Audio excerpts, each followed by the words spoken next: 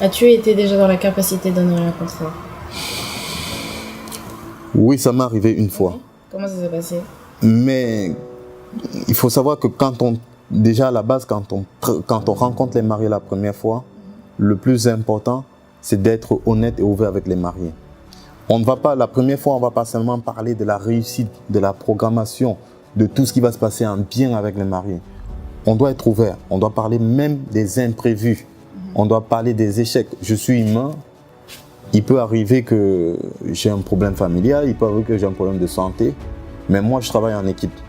Si moi je suis indisponible, celui qui viendra faire la prestation aura les mêmes informations pour les mariés. Tout, jusqu'à la couleur préférée des mariés. Il n'y aura rien qui va manquer. Toutes les musiques qu'ils auront demandées seront jouées. Donc, il ira à l'aise. Il est déjà au courant de comment je travaille, comment je vais travailler de base. Et quand il va aller sur cette base-là, après, ce sera un peu plus facile pour lui.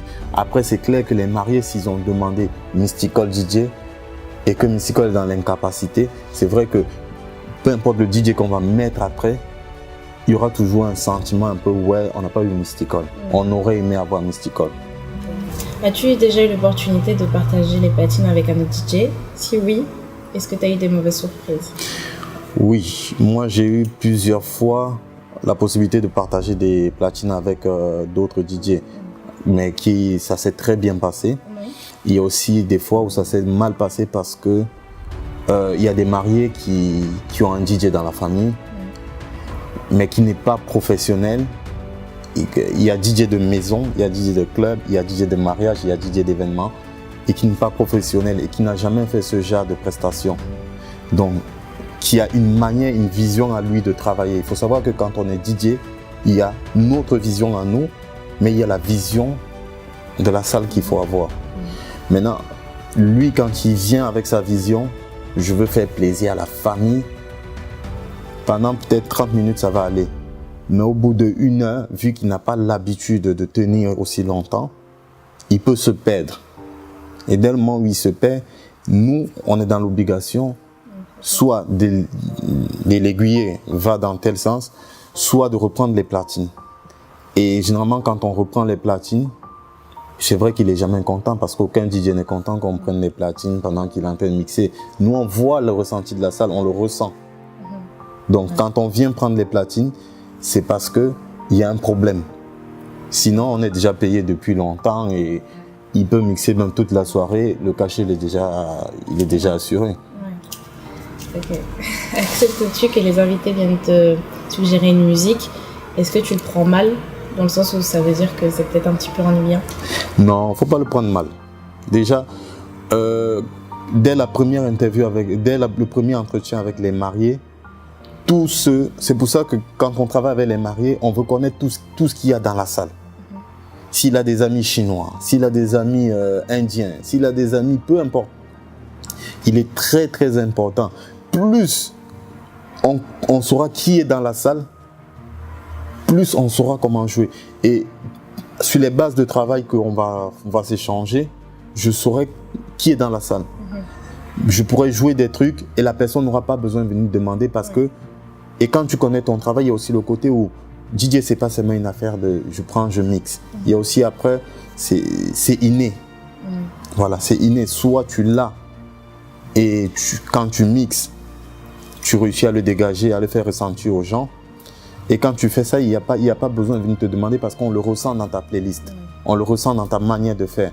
On sent que lui, il est plus ouvert, ou il est très fermé, ou si lui, il est en train de raviver des souvenirs. Tout ça, ça se ressent dans ta manière de mixer. Mais s'il y a quelqu'un qui vient demander un morceau spécial, généralement, il vient souvent demander des morceaux qu'on a prévu de jouer après. Donc quand c'est comme ça, on sourit, on dit oui, ok, à tout à l'heure. Okay.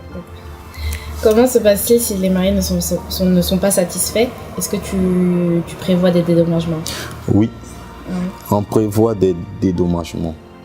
Dans le contrat, c'est écrit satisfait ou remboursé. Okay. Je prends ce risque. Je prends ce risque en connaissance de cause. C'est pour ça que je dis le premier rendez-vous, il est toujours important. Si le mari n'est pas satisfait, ça veut dire qu'il y a beaucoup d'informations qui n'ont pas circulé avant le jour du mariage. c'est très important. Si tu viens à un mariage pour mixer ta musique, c'est clair que les mariés ne vont pas s'amuser. Il faut comprendre l'univers musical des mariés. Même si ils sont 100% de tel pays, ça ne veut pas dire que forcément ils sont fans que de cette musique. Ça ne veut pas dire qu'il n'y a que ces invités dans la salle là qui vont écouter que ça. Donc il est important, c'est pour ça que je dis important de connaître vraiment les mariés. Au fur et à mesure que vous allez échanger, il n'y aura plus le côté prestataire et marié. Vous devez être en communication, un peu comme des amis. Là, on devient comme membre de la famille, mais on garde toujours le côté prestataire. Membre de la famille parce que ça va permettre de détendre les mariés, de s'ouvrir beaucoup plus.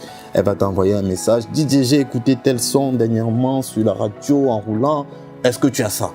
Ben, toi, tu rigoles. Ou bien quand elle va voir tes stories WhatsApp, elle va dire non, le son là, je le veux. Et ça, plus elle communique comme ça avec vous, plus vous savez où vous allez l'amener. Vous savez où elle veut aller. Vous savez quel type de show elle veut. Donc, c'est important dès le premier entretien, déjà de bien connaître les mariés et de maintenir le contact avec les mariés jusqu'au jour J.